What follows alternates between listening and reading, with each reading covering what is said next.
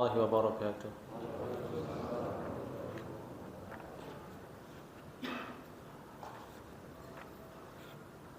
إن الحمد لله نحمده ونستعينه ونستغفره ونعوذ بالله من شرور أنفسنا ومن سيئات أعمالنا من يهده الله فلا مضل له ومن يضلله فلا هادي له أشهد أن لا إله إلا الله وحده لا شريك له وأشهد أن محمدا عبده ورسوله لا نبي ولا رسول بعده أما بعد اللهم انفعنا بما علمتنا وعلمنا ما ينفعنا سبحانك لا علم لنا إلا ما علمتنا إنك أنت العليم الحكيم اللهم اغفر لوالدينا واغفر لمشايخنا ومعلمينا ومن أحسن إلينا إنك أنت الغفور الرحيم قال الإمام الحافظ أبو عيسى الترمذي رحمه الله تعالى باب ما جاء في قول النبي صلى الله عليه وسلم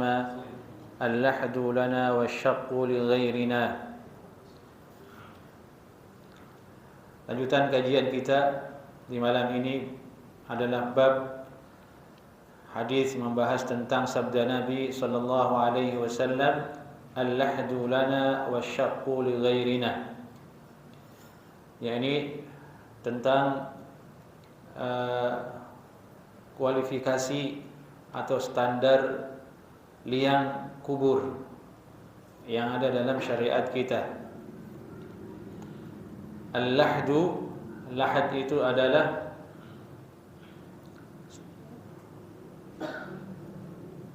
ruang yang digali di bagian sisi kuburan di sebelah kiblatnya. Ini sisi bagian kiblat dari dinding kuburan yang sudah digali. Itulah kemudian yang digali kembali ke samping. Itu namanya lahad. Dari itu dikatakan liang lahad. Kita lihat di sini kiblat mana? Di belakang saya kiblat. Berarti kalau orang gali kubur bagaimana? Membentang begini kan? Kemudian liang lahad itu ada di bagian kiblat sini, digali sedikit ke samping, di bagian paling bawah. Itu namanya lahdun, lahad. Jelas jemaah? Itu namanya liang lahad. Syaqqu, adapun asyaqqu itu adalah lubang yang digali di dalam kubur tapi di bagian tengah-tengahnya. Misalnya ini lubangnya seukuran meja ini, maka digali kembali lubang di tengahnya untuk diletakkan jenazah tersebut. Jadi perbedaannya jelas. Kalau lahad yang digali adalah bagian dinding yang berada di sisi kiblat, di sampingnya begini digali. Jamaah yang pernah menurunkan jenazah pasti paham nih, mengerti. Yang belum pernah, ya ini diperjelas di sini biar nanti maksudnya lahad. Kalau syaqqun di bagian tengahnya yang digali, ditaruh di situ, digali seukuran badan dari jenazah tersebut, diletakkan di situ, kemudian baru ditimbun. Dengan metode seperti ini, jadi dalam satu lubang itu bisa banyak jenazah. Jadi rapi dia. Di samping digali, ditutup, saatnya digali lagi, masih bisa di atas, digali sampingnya, ditutup lagi. Seperti itu terus. Barangkali itu hikmahnya. Jadi tidak boros lahan. Jadi liang kuburan digali besar itu bukan semuanya untuk mayit itu kan. Itu ruang kosong. Untuk mayit dan seukuran badan dia saja. Itu diletakkan di liang lahad tersebut atau di asyaqqu tersebut. Jadi ini dia standar kuburan, liang kuburan, lubang kuburan yang dijelaskan dalam hadis. Dalilnya qala haddatsana Abu Quraib wa Nasr bin Abdul Rahman Al-Kufi wa Yusuf bin Musa Al-Qattan Al-Baghdadi. Jadi Imam At-Tirmidzi mendapatkan riwayat dari 3 ulama hadis. Tiga-tiganya adalah guru beliau. Abu Quraib, Nasr bin Abdul Rahman Al-Kufi, Yusuf bin Musa Al-Qattan Al-Baghdadi, qalu, mereka bertiga berkata, qala haddatsana Hakam ibnu Salmin an Ali bin Abdul A'la an abihi an Sa'id bin Jubair an Ibni Abbas. Jadi sanad ini berakhir, ujung tertingginya adalah Abdullah bin Abbas, kemudian dari Nabi sallallahu alaihi wasallam. Qala Nabi sallallahu alaihi wasallam, al-lahdu lana wasyaqqu li ghairina. Ini sabda Nabi sallallahu alaihi wasallam. Liang lahat itu adalah untuk kami, sementara liang syaqqu itu untuk selain kami. Jadi ulama berbeda pendapat dalam menafsirkan maksud dari Nabi sallallahu alaihi wasallam ini. Tapi faedah yang pertama, dinukil ijma' oleh ulama, lahad dan syaqqu dua-duanya boleh. Yang menukilnya adalah Imam An-Nawawi rahimahullahu taala dalam syarah Sahih Muslim. Seorang muslim mau menggunakan misalnya metode yang tadi lahad di samping boleh. Mau menaruh di tengah, digali juga boleh. Ini penting untuk diketahui supaya tidak salah kaprah nanti kalau seandainya ada misalnya yang ingin menggali dengan cara seperti itu, memakai syaqqun misalnya, ya boleh, tidak boleh diingkari dan tidak boleh dituduh dengan aneh-aneh, kan begitu. Kan sekarang begitu, kalau ada perkara baru yang belum diketahui dianggap ajaran baru, padahal ada dalam hadis dan dalam kitab-kitab para ulama. Tapi hanya karena keterbatasan ilmu sebagian orang dia mengingkarinya. Karena hal itu tidak lumrah dilakukan di masyarakatnya, akhirnya dia mengingkarinya. Dengan kita mengetahui hal seperti ini, jadi kita lebih leluasa. Jadi yang pertama adalah boleh dengan lahad, boleh dengan asyaqqu tadi. Keduanya dibolehkan. Ijma' kata Imam An-Nawawi rahimahullahu taala akan kebolehannya. Hanya mana yang lebih afdal? Mana yang lebih afdal? Tentu hadisnya berbunyi al-lahdu lana. Lahad ini untuk kami, para nabi dan umat Islam. Sedangkan syaqqun untuk selain para nabi dan juga bukan untuk orang Islam. Ada riwayat dalam Musnad Imam Ahmad disebutkan seperti itu. Yani wasyaqqu li ghairina min ahli kitab. Sementara metode syaqqun itu adalah untuk selain orang Islam dari ahli kitab. Tapi karena ada salaf yang mengamalkannya, ada ulama salaf, ulama sahabat yang menggunakan asyaqqu itu, sehingga ulama bersepakat akan kebolehannya. Wasyaqqu li ghairina dalam hadis ini tidak menunjukkan keharaman. Tidak menunjukkan keharaman, hanya menunjukkan mana yang lebih utama. Dan Nabi sallallahu alaihi wasallam dimakamkan dengan lahad, dengan lahad. Nanti disebutkan kembali bagaimana masalah lahad ini setelah satu hadis oleh Imam Tirmidzi rahimahullahu taala. Baik, kita lanjut ke hadis berikutnya. Babu ma yaqulu idza udkhila al-mayyit al-qabra.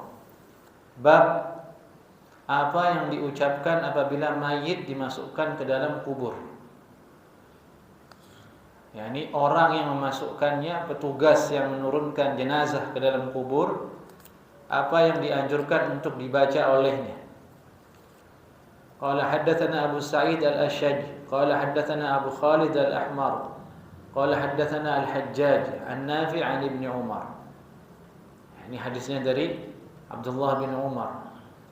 Anna Nabi sallallahu alaihi wasallam, sesungguhnya Nabi sallallahu alaihi wasallam pernah melakukan idza udkhilal mayyit al-qabra, apabila mayit itu dimasukkan ke dalam kubur, atau idza wudi'al mayyit fi lahdihi, ketika mayit itu diletakkan di liang lahatnya,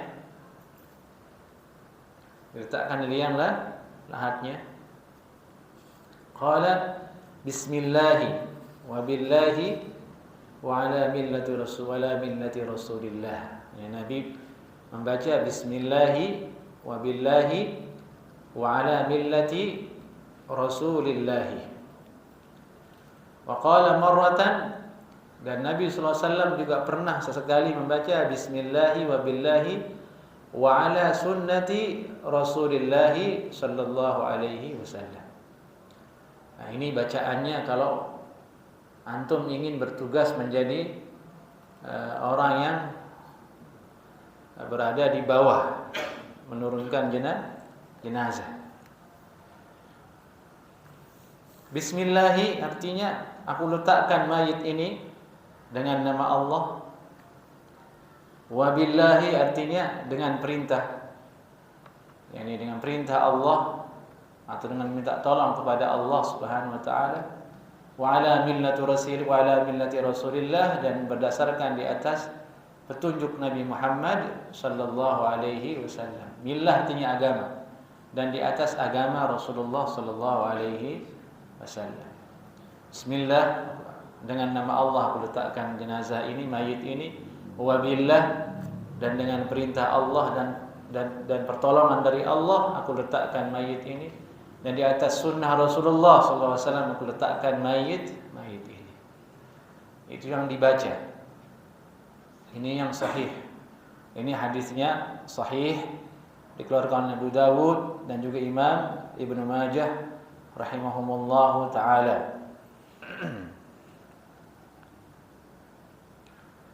Apakah ada bacaan selain ini? Tidak ada. Yang beredar di masyarakat seperti mengazankan, itulah aslalah. Tidak ada asal usulnya. Tidak ada satu hadis pun yang menunjukkan itu dianjurkan. Itu yang pertama.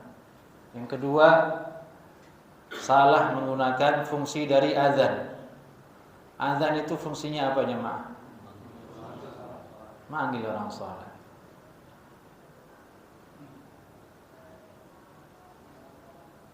Ada tidak hubungannya dengan mayit itu diazankan? Mau disuruh sholat mayitnya? Tidak ada. Tidak ada asal usul. Tapi sudah kedung menjadi tradisi, turun temurun. Kalau sudah menjadi tradisi mengakar di masyarakat, sulit untuk ditinggalkan. Kalau ingin ditinggalkan oleh orang alim, biasanya ada orang bodoh yang mengingkari. Dan biasanya orang bodoh itu yang kuat dan banyak. Akhirnya orang alimnya gemeteran duluan, ya sudahlah, gitu. Cari damai aja. Nah, disinilah kita ungkap sekarang ini majelis ini. Kebenaran itu lebih berhak untuk diikuti dari kemauan orang banyak.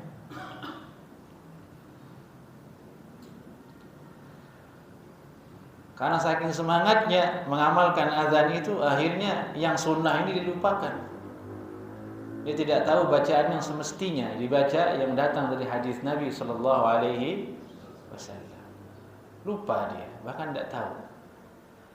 Maka benar kata ulama, tidak ada satu perkara baru yang dihidupkan kecuali sunnah menjadi mati. Menjadi mati. Baik. Ada riwayat lain dari Abdullah bin Umar, juga disebutkan dalam riwayat Ibnu Majah, kana Nabi sallallahu alaihi wasallam idza adkhala al-mayyit al-qabra, apabila Nabi sallallahu alaihi wasallam memasukkan mayit ke dalam kubur, Nabi membaca bismillahi wa ala millati Rasulillah. Nah, ini lebih simpel lafaznya. Bismillahi wa ala millati Rasulillah. Dengan nama Allah aku letakkan mayit ini, dan di atas agama Nabi Muhammad sallallahu alaihi wasallam.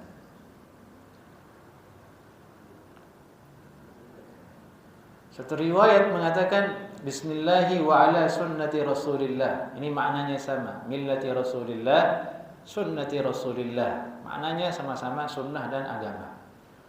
Satu riwayat mengatakan bismillahi wa fi sabilillahi wa ala millati Rasulillah. Jadi ada banyak redaksinya. Yang mana yang kita hafal paling mudah itu yang kita amalkan. Ya, bismillahi wa ala millati Rasulillah atau bismillahi wa billahi wa ala millati Rasulillah sallallahu alaihi wasallam.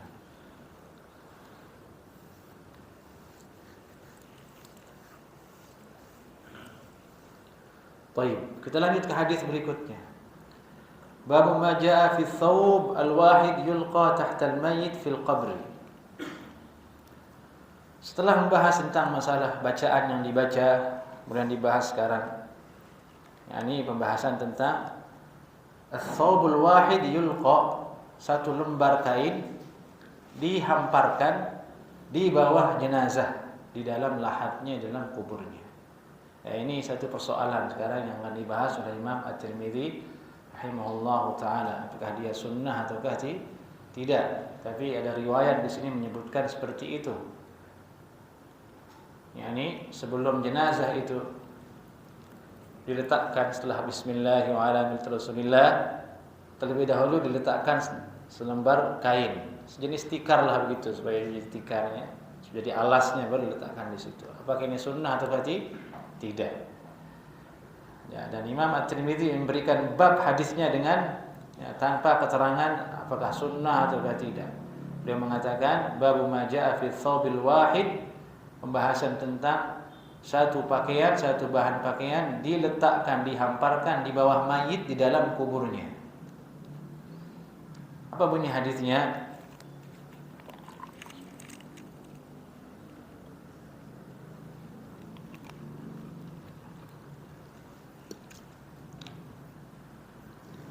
Qala haddatsana Zaid ibn Akhzam At-Ta'i Al-Basri qala haddatsana Uthman ibn Farqad قال سمعت جعفر بن محمد عن أبيه قال الذي ألحد قبر رسول الله صلى الله عليه وسلم أبو طلحة. dari Uthman bin Farqad, beliau berkata, aku pernah mendengar Ja'far bin Muhammad dari bapaknya. Ja'far maksudnya Ja'far Shadiq. Di sini Ja'far bin Muhammad, ini Ja'far Shadiq. Muhammad adalah Muhammad bin Ali bin Al-Husain bin Ali bin Abi Talib yang ma'ruf dengan Al-Baqir. Ini keluarga Rasulullah sallallahu alaihi wasallam, habaib ahlul bait. Ja'far bin Muhammad. Ja'far maksudnya di sini adalah siapa tadi? Ja'far Shadiq. Dari itu banyak orang namanya Ja'far Shadiq ya di Indonesia. Ja'far Shadiq. Kemudian bapaknya Muhammad, kemudian bapaknya Ali bapaknya Al-Husain, Husain bapaknya Ali bin Abi Talib radhiyallahu taala. Biasa Ahlul Bait itu namanya tidak jauh dari itu. Kalau tidak Hasan ya Husain, kalau enggak Husain ya Muhammad, kalau enggak Muhammad ya Ali, kalau enggak Ali ya Ja'far. Begitu terus.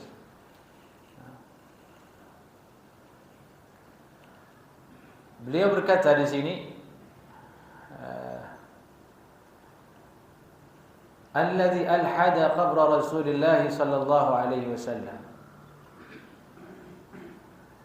yang menggali lahatnya Rasulullah sallallahu alaihi wasallam Abu Talhah. Berarti kubur Nabi menggunakan lahat, bukan syakku. Ini bagian dinding yang di arah kiblat itu yang digali di sampingnya. Di situ Rasulullah diletakkan, dilahatkan. Nah, yang petugas yang menggalinya siapa? Abu Talhah. Walladzi alqal qatifata tahtahu syuqranu.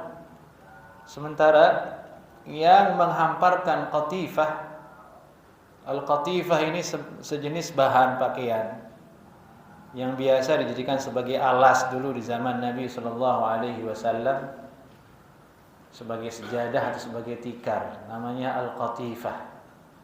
Bentuk dan ini tidak tahu kita, tidak dijelaskan. Bentuk dan rupa, ini hal-hal yang berkaitan dengan bentuk harus ada foto baru lebih paham kan. Tapi intinya ini sejenis bahan yang digunakan sebagai alas di zaman Nabi sallallahu alaihi wasallam. Dan Nabi dulu sering menggunakan al-qatifah tersebut sebagai alas untuk duduk.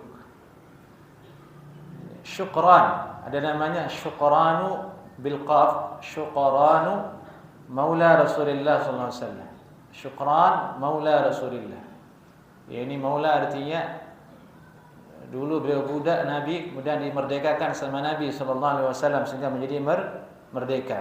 Itu namanya maula. Ini mantan budak yang pernah dimerdekakan oleh Nabi sallallahu alaihi wasallam. Di mana kemudian predikat pernah memerdekakan itu melekat pada budak dengan sebutan maula.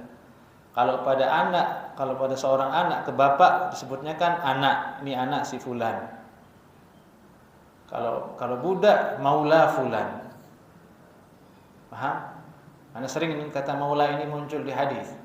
Gambarannya itu hubungan seorang bapak dengan anak. Kalau anak itu tidak bisa lepas dari si anak itu sebutan anak, kan begitu. Fulan anak saya. Anak saya. Budak tidak bisa lepas dia dari sebutan maula. Maula fulan. Setelah dia merdeka pasti disebutkan maula. Maula dari si fulan. Karena dia menjadi manusia yang merdeka, yang hakiki berkat dimerdekakan oleh si fulan. Seolah-olah dia kembali terlahir baru di dunia ini. Jadi disebut maula. Ini Syuqran maula Rasulullah sallallahu alaihi wasallam. Kata Al-Hafidz Ibnu Hajar rahimahullahu taala, maula Syuqran ini meninggal di zaman kekhalifahan Utsman bin Affan radhiyallahu taala anhu. Syuqran inilah yang kemudian dengan inisiatif beliau sendiri dia ambil qatifah itu sebagai alas di dalam lahat Nabi sallallahu alaihi wasallam. Padahal tidak pernah disuruh sama Nabi sallallahu alaihi wasallam. Tidak pernah disuruh.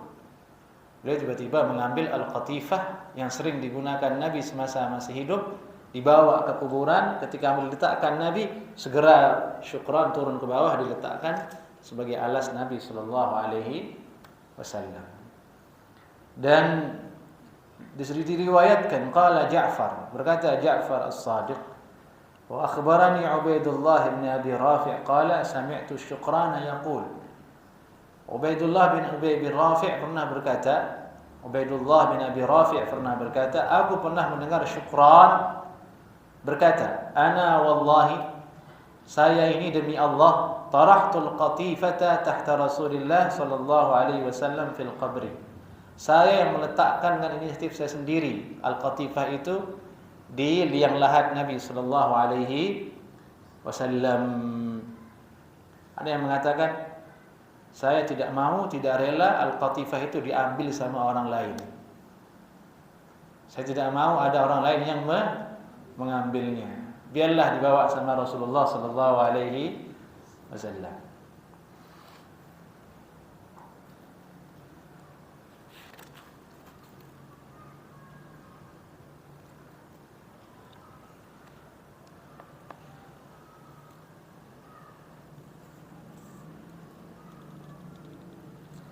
Maka dari itu ulama berbeda pendapat dalam masalah ini.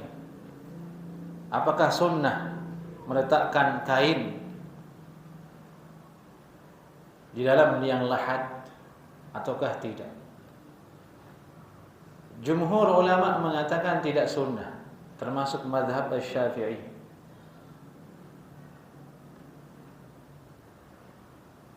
Termasuk mazhab Asy-Syafi'i mengatakan tidak sunnah meletakkan alas di dalam liang lahat tersebut.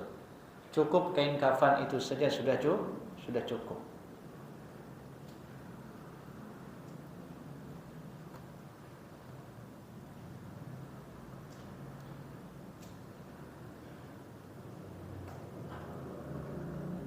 Terus bagaimana menjawab perbuatan Syuqran ini?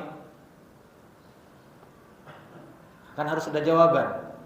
Ini sahabat Nabi pernah melakukan itu kepada Rasulullah sallallahu alaihi wasallam. Dijawab oleh jumhur ulama bahwa infarada bi fi'li dzalika Syuqran wa lam yuwafiqhu ghairuhum min as-sahabah wa la 'alimu dzalika.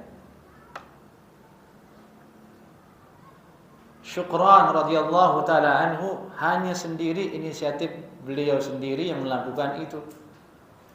Para sahabat tidak ada yang menyepakatinya dan tidak ada yang mengetahuinya. Ini jawaban dari jumhur ulama.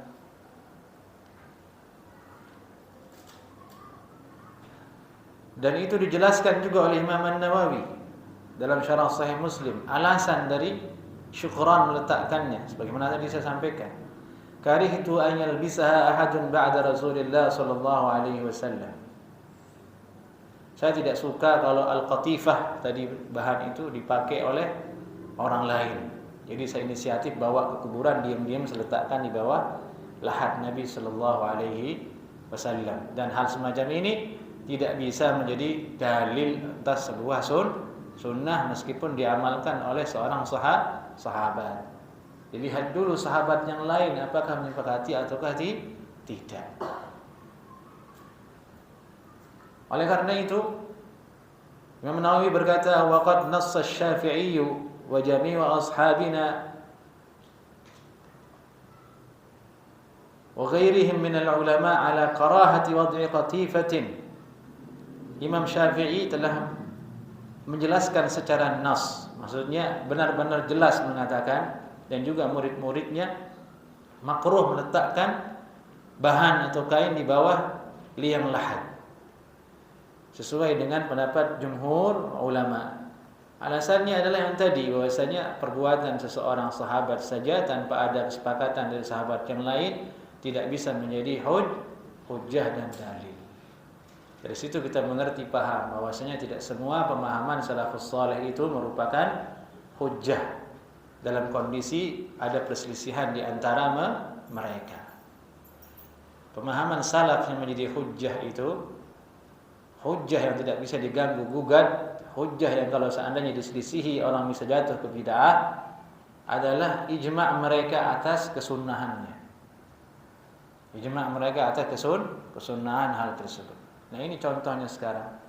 Syukran meletakkan qatifah. Sahabat yang lain tidak menyetujuinya. Ada riwayat mengatakan diam-diam diambil lagi qatifah tersebut oleh sahabat yang lain. Maka jelas seperti ini pemahaman syukran bukan hujjah. Karena bertentangan dengan sahabat yang lain. Dan masalah seperti ini ada banyak dalam fikih. Ada banyak dalam fikih sahabat berbeda pendapat dalam suatu persoalan. Perbedaan pendapat mereka, ini perbedaan pemahaman mereka tidak bisa menjadi hujjah dalam keadaan posisi khilaf tersebut. Dan seperti itu dicarikan jalan keluar, mana yang lebih akrab kepada sunnah Nabi sallallahu alaihi wasallam. Baik.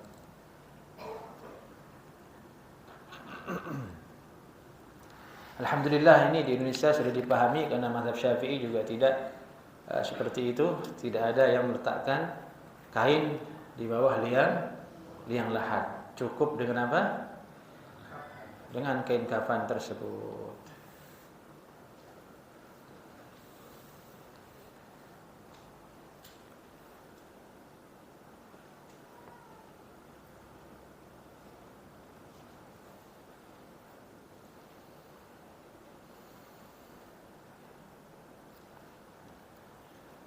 Siapa sahabat yang menentang atau riwayat dari siapa yang menentang perbuatan syukran? Supaya lebih jelas kita ketahui, yaitu ada riwayat dari Abdullah bin Abbas radhiyallahu taala anhu, dikeluarkan oleh Imam Al-Baihaqi, annahu kariha an yaj'ala tahta al-mayyit atau an yuj'ala tahta al-mayyit thawbun fi qabrih. Makruh. Dan dari Ibnu Abbas makruh meletakkan pakaian atau kain di bawah mayit di dalam kuburnya. Nah ini pendapat dari Abdullah bin Abbas radhiyallahu taala anhuma. Dan Abdullah bin Abbas secara periwayatan adalah seorang sahabat yang paling banyak riwayat hadisnya, sahabat yang paling faqih, dijuluki habru hadhil ummah. Nah, inilah yang dipegang oleh banyak ulama, oleh jumhur, tidak disunnahkan meletakkan kain atau apapun di bawah liang lahat. Perbuatan syukran tidak bisa menjadi hujjah. Baik. Hadis berikutnya di sini masih satu tema dengan yang tadi.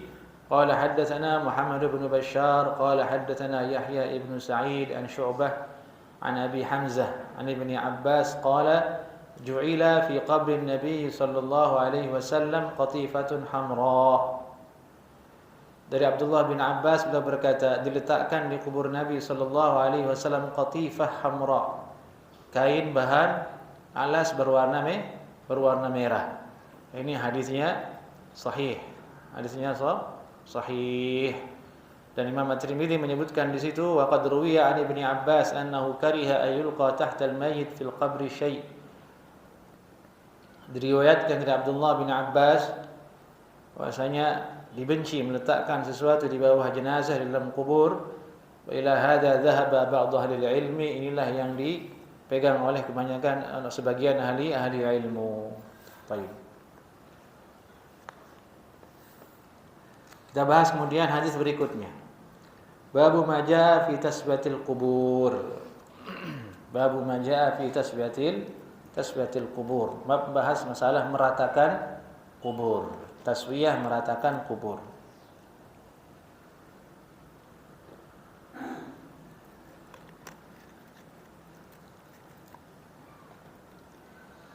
Yani setelah dibahas tentang masalah bagaimana di dalamnya kuburan tersebut, apa yang dibaca, dibahas kemudian bagian luarnya kubur ini.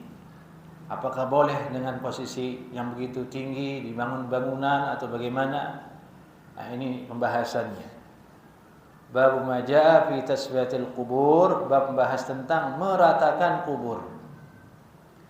Qala haddatsana Muhammad bin Bashar qala haddatsana Abdul Rahman bin Mahdi qala haddatsana Sufyan an Habib bin Abi Thabit an Abi Wa'il anna Aliyan qala li Abi al-Hayyaj al-Asadi ab'athuka ala ma ba'athani bihi an-nabiy sallallahu alaihi wasallam. Ali bin Abi Thalib radhiyallahu taala anhu berkata kepada Abu al-Hayyaj al-Asadi,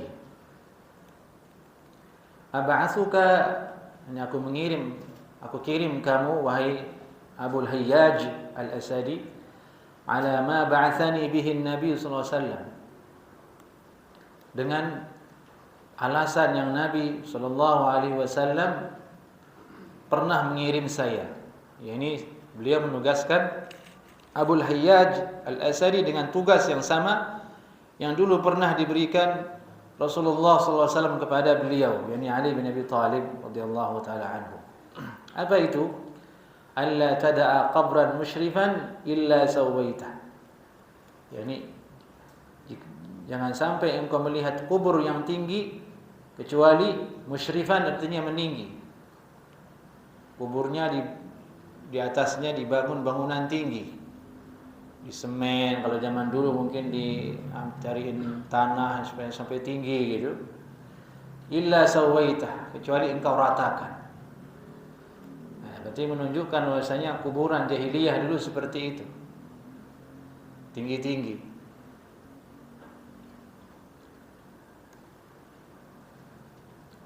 Dan di agama lain juga seperti itu di hari ini. Kuburan besar-besar, tinggi-tinggi. Tapi sekarang sudah berubah, tidak lagi menjadi suatu identitas. Karena ada juga kuburan tidak tinggi, tapi ada kuburannya orang non-muslim. Misalnya di kuburan modern sekarang, seperti di mana itu katanya, San Diego. Hell itu kan neraka ya bahasa Inggris ya. Hell itu, San Diego Hell, San Diego Hill.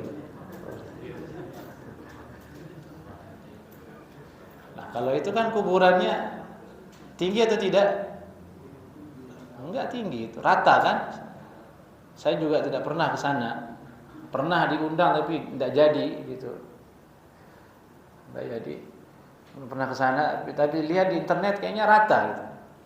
Padahal isinya bukan orang Islam juga ya, banyak yang tidak Islam. Jadi tergantung selera pengembang kan hari ini. Pengembang maunya supaya indah suasana seperti itu dibuat seperti itu.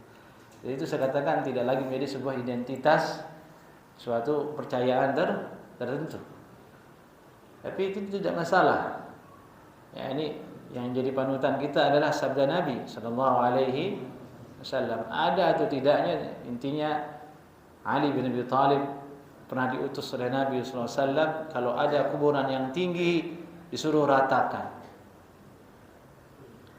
Wala timthalan, dan tidak engkau menemukan berhala kecuali tamastahu, ini engkau hancurkan. Jadi ini dua tugas yang diberikan oleh Nabi kepada Ali bin Abi Thalib radhiyallahu taala anhu. Maka dari itu ulama yakrahun ayurfa'al qabru fawqal ardi. Mereka mengatakan makruh, membenci, haram meninggikan kubur lebih dari permukaan tanah. Qala Asy-Syafi'i, berkata Imam Asy-Syafi'i, ini nukilan dari Imam At-Tirmidzi, bukan nukilan saya. Imam Tirmidzi yang langsung menukil dari Imam Asy-Syafi'i di kitabnya. Qala Asy-Syafi'i, berkata Imam Asy-Syafi'i, akrah an yurfa'al qabru. Aku benci, ini haram, an yurfa'al qabru, ditinggikan kubur. Kubur ditinggikan. Illa biqadri ma yu'raf, kecuali dengan seukuran diketahui annahu qabrun, bahwasanya itu adalah kubur. Artinya boleh ditinggikan tapi sebatas untuk dikenal saja itu adalah kubur. Li'alla likaila yuta, agar jangan sampai diinjak-injak oleh orang lain. Wala yujlas alaih, dan tidak ada yang duduk di atasnya. Maka sekedar untuk kemaslahatan tersebut boleh ditinggikan sedikit saja. Ulama banyak menyebutkan, ya ini sejengkal saja, sejengkal tingginya dari tanah, ditinggikan untuk mengenal itu adalah kubur. Lebih dari itu sebagian orang mengatakan haram melakukannya karena menyelisihi perintah Nabi sallallahu alaihi wasallam. Dan tidak ada bedanya masalah ini, apakah kuburan orang saleh ataukah kuburan orang biasa. Berlaku hukumnya sama. Hukumnya sama-sama tidak boleh ditinggikan.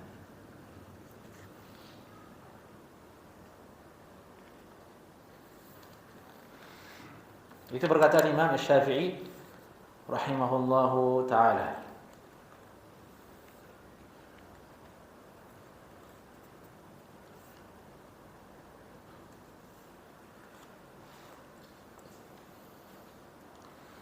Dan nukilan tadi itu juga disebutkan oleh Imam Muslim.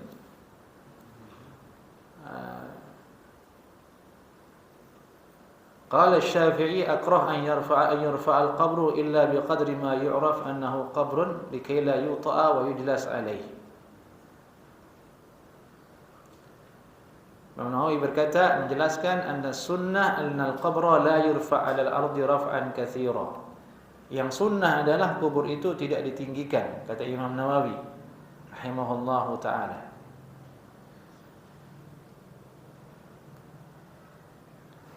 Wala yusannam, dan tidak ditasnim. Bal yurfa' nahwa shibrin wa yustah. Yang mesti dilakukan adalah ditinggikan hanya sejengkal saja untuk mengetahui dia kubur dan diratakan. Jadi ada dua format bangunan di atas kubur yang ukurannya boleh sejengkal itu. Pertama ditasnim. Tasnim itu di atasnya mengerucut begini, seperti kuburan-kuburan yang ada di Saudi Arabia, kerikil-kerikil tapi bentuknya menggunung begini, bukan rata seperti meja ini. Kalau di Indonesia kebanyakan rata seperti meja. Tasnim artinya mengerucut begini. Fungsinya apa? Supaya tidak ada anjing yang tidur di situ. Karena mengerucut menggunung. Kalau seandainya diratakan seperti ini, kan kuburan tidak dijaga zaman dulu. Nanti ada anjing di situ tidur, kucing di situ, macam-macam kan. Menjadi tidak terhormat kuburan itu. Ditasnim. Tapi mazhab Syafi'i tidak memilih tasnim. Mereka mengatakan wa yustah. Yustah itu diratakan seperti ini. Hanya satu jengkal. Itu yang diamalkan. Dan perbedaan antara tasnim dan tastih ini perbedaan yang luas. Boleh diamalkan yang mana? Yang mana saja. Manfaatnya adalah untuk menghindari kuburan itu rusak dari gangguan hewan maupun manusia. Dan maslahat itu alhamdulillah sudah terjaga di hari ini. Kuburan-kuburan kaum muslimin sudah ada kelola khususnya oleh pemerintah. Sudah ada aturan khususnya dari pemerintah. Alhamdulillah. Hanya saja yang jadi musibah adalah adanya kuburan-kuburan yang sangat tinggi. Biasanya itu kuburan orang saleh atau kuburan mendiang kiai atau yang lainnya. Oleh jamaah ditinggikan, dibangunkan rumah, kemudian lama-lama dikeramatkan dan dianggap berkah. Yaitu lain lagi masalahnya. Yang jelas itu tidak sesuai dengan tuntunan Nabi sallallahu alaihi wasallam. Kalau seandainya itu sunnah, murid-murid Imam Syafi'i sudah memperlakukan kubur Imam Syafi'i seperti itu. Tapi tidak ada. Datang hanya belakangan saja kemudian dibuat hal seperti itu. Dalam hal ini Imam Syaukani memiliki jabaran yang sangat detil masalah meninggikan kubur, menegur orang-orang yang terlalu mengagungkan kuburan. Baik, sudah azan. Silakan azan.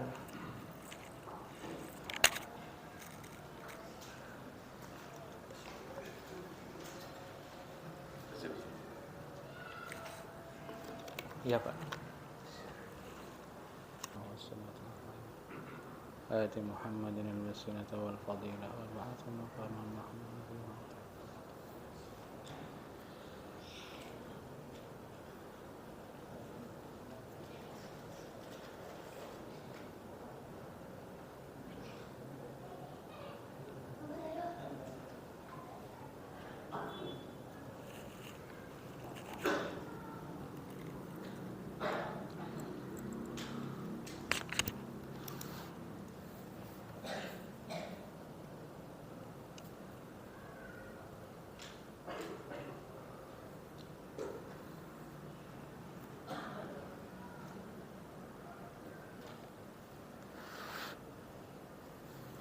Kemudian dijelaskan oleh ulama bagaimana sifat kuburan Rasulullah sallallahu alaihi wasallam, yaitu riwayat dari Abu Bakar Al-Ajari dalam kitabnya yang berjudul Sifat Kubur Nabi sallallahu alaihi wasallam, bahwa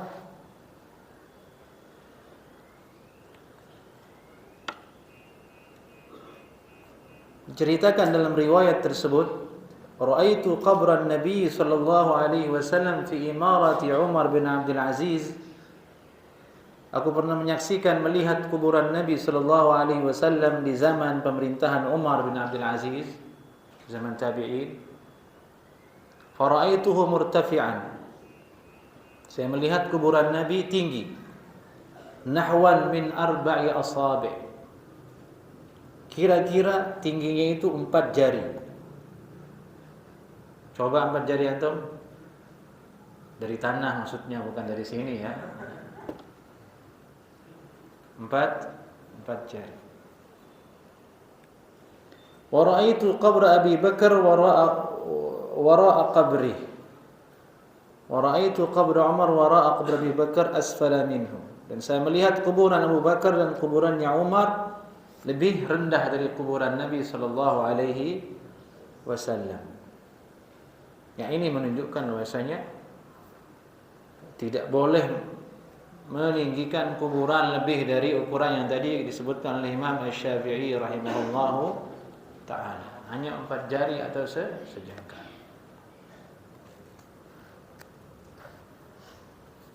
Perbedaannya adalah riwayat sifat kubur Nabi itu, apakah dia musannam ataukah dia tasdih? Apakah dia mengerucut seperti ini ataukah dia rata? Itu saja yang menjadi perbedaan. Dan yang dirajihkan oleh ulama-ulama yang menulis sifat kubur Nabi bentuknya mengerucut begini. Itu sedikit gambaran tentang sifat kubur Nabi sallallahu alaihi wasallam. Dan sekarang tidak ada jalan kita untuk masuk ke sana. Semua gambar yang antum lihat di internet itu hoax semua. Tidak ada. Sudah di tembok mati. Tidak ada jalan untuk sampai ke makam Rasulullah sallallahu alaihi wasallam.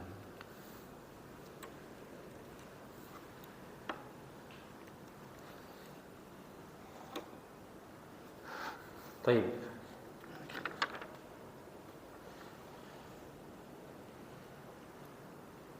Ini hadis terakhir kita bahas bab ma jaa fi karahiyatil masyi 'ala al-qubur wal julusi 'alaiha was salati ilaiha. Bab datang membahas tentang dibencinya berjalan di atas kubur dan duduk di atasnya dan salat ke arahnya. Jalan di atasnya, duduk di atasnya dan salat ke arahnya. Salat di depannya. Dalilnya qala haddatsana Hannad qala haddatsana Abdullah bin Mubarak an Abdurrahman bin Yazid bin Jabir an Yusri bin Ubaidillah an Abi Idris al-Khulani an Wathilah bin al-Asqa an Abi Marthad al-Ghanawi qala qala an-nabiy sallallahu alaihi wasallam la tajlisu 'ala al-qubur wa la tusallu ilaiha. Jangan kalian duduk di atas kubur. Wala tusallu ilaiha, dan jangan kalian salat ke arahnya.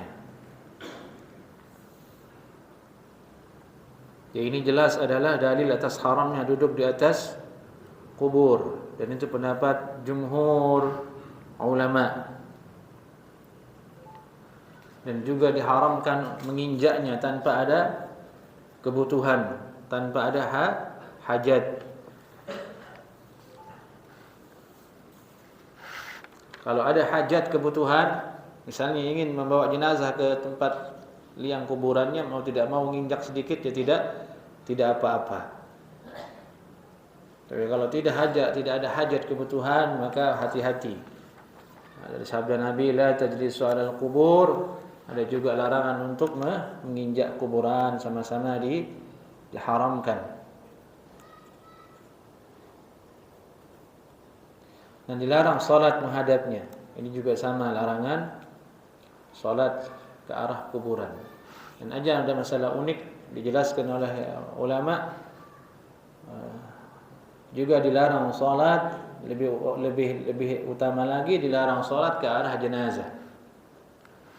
Ini salat ke arah kuburan di depan dilarang sama Nabi sallallahu alaihi wasallam, apalagi salat ke arah jenazah. Salat itu salat fardu maksudnya. Dari itu sebelum salat jenazah itu ditaruh di belakang, jangan di depan. Nabi sallallahu alaihi wasallam melarang la tusallu ilaiha, jangan salat ke kubur. Kenapa dilarang? Ada jenazah di situ kan. Maka bagaimana kalau jenazahnya muncul di depan? Lebih layak tidak dilarang? Lebih layak dilarang. Berarti Imam Syaukani mengatakan rahimahullahu taala, bal aula minhu al-janazah al-mawdu'ah. Ini Imam Al-Qari, bukan Imam Syaukani, Imam Al-Qari mengatakan bal aula minhu al-janazah al-mawdu'ah. Bahkan yang lebih utama untuk dilarang adalah salat menghadap jenazah yang belum dikuburkan, yang diletakkan di depan. Nah, ini satu perkara yang mungkin kita lalai. Jenazah harusnya di mana? Di belakang. Atau ditutup. Kalau ditaruh di depan ditutup dengan pembatas supaya tidak terlihat, supaya kita sholatnya menghadap sutrah tersebut. Kalau tidak bisa di belakang.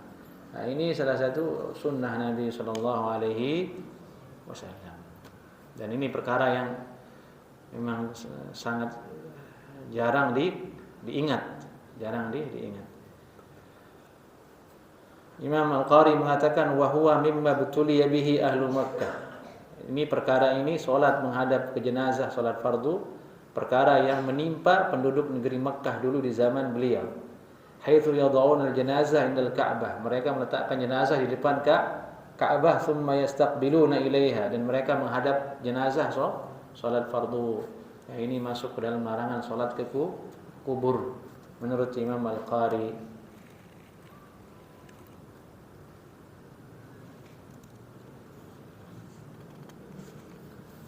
Baik. Bab berikutnya kita lanjutkan insyaallah di pertemuan berikutnya, bab ma jaa fi karahiyati tajsisil qubur wal kitabati 'alaiha. Barangkali ada yang ingin disampaikan jemaah, silakan. Assalamualaikum warahmatullahi wabarakatuh.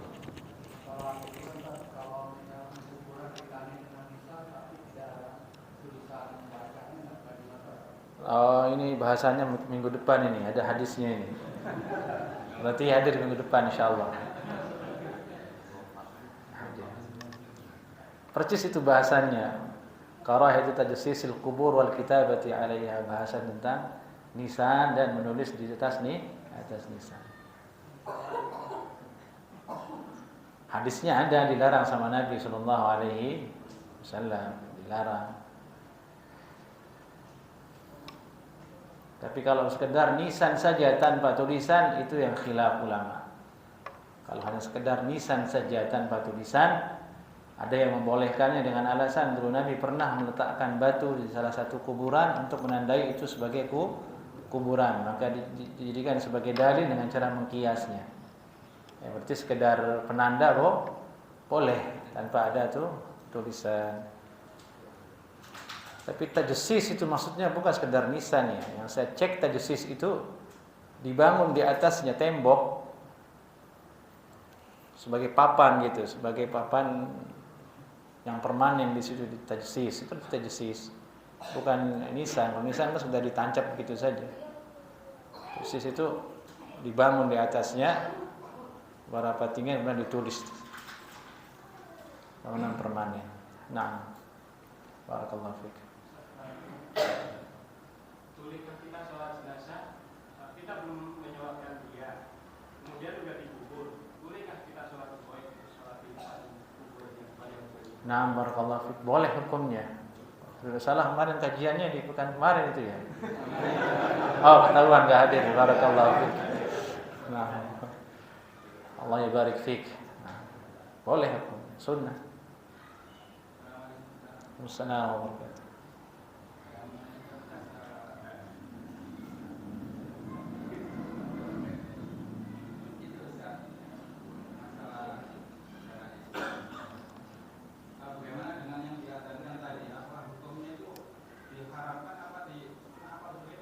Di azan itu tidak sunnah.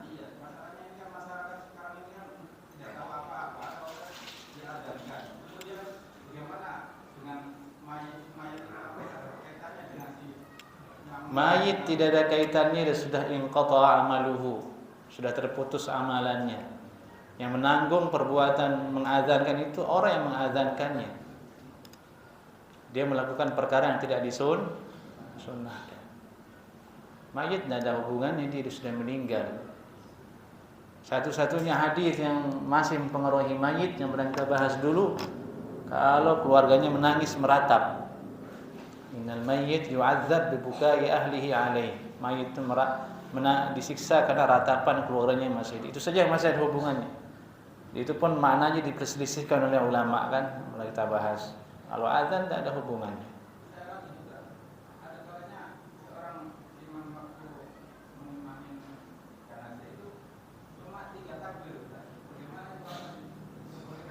Tiga takbir bagaimana?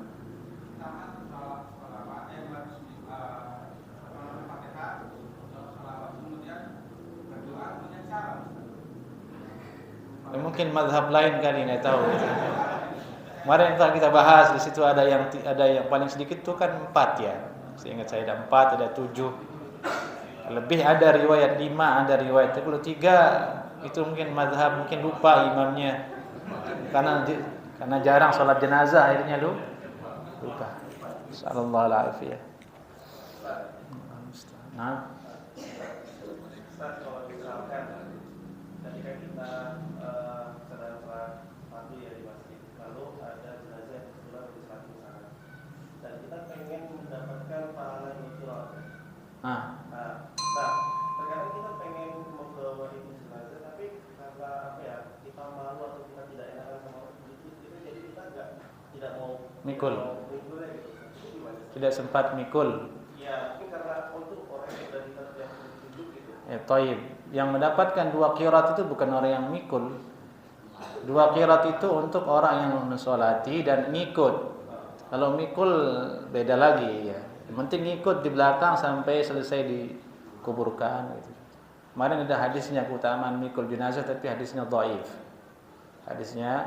dhaif. Barakallahu fiik. Nah, sudah komat kayaknya sekali ya. Ya sudah ya terakhir. Ya. Terima kasih. Jadi mengenai pelaksanaan sholat jenazah, Ya. di kampung anak ada tradisi. Jadi kalau ada orang yang meninggal, hanya sedikit sekali orang menjalankan jenazah pada saat itu sebelum diberangkat ke kuburan. Karena apa? Sampai saat ini tradisi itu bertahan. Setelah sholat maghrib ada sholat hadiah namanya. Jadi sholat hadiah itu orang yang datang sholat dikasih amplop.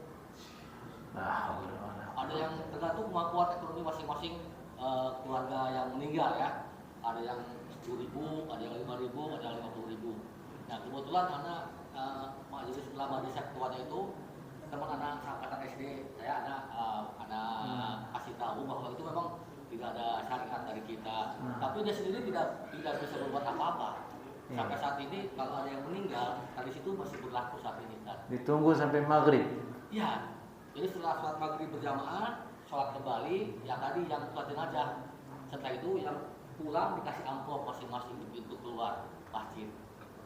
Pelaksanaannya semua setelah maghrib rata-rata. Iya, setelah maghrib. Pada maghrib kan. Itu jelas sekali itu bukan ajaran Nabi SAW. Itu sudah tradisi kan. Jadi saya katakan tadi lebih banyak orang yang bodoh kan. Kalau kita nasihati lebih garang dia kan. Ya, kita nasihati pelan-pelan supaya ikuti sunnah Nabi SAW. Dia anggap itu baik. Padahal standar baik dalam syariat kita bukan kemauan siapa-siapa, tapi standar Nabi SAW. Kalau sembarangan orang bilang baik jadi agama, kemudian apa yang dia anggap, ya berarti tidak ada keutuhan agama. Semua orang akan bilang ini baik, ini baik, ini baik, ini baik menurut dia. Terus agama yang asli yang mana? Jadi itu agama itu bukan selera kan, bukan adat, bukan istiadat, tapi apa yang datang dari Nabi sallallahu alaihi wasallam. Saya nasihati antum berdakwah pelan-pelan. Baik, biasanya sih dibilang gila dulu, tapi enggak apa-apa. Sabar. Baik. Tapi bihadza, assalamualaikum warahmatullahi wabarakatuh.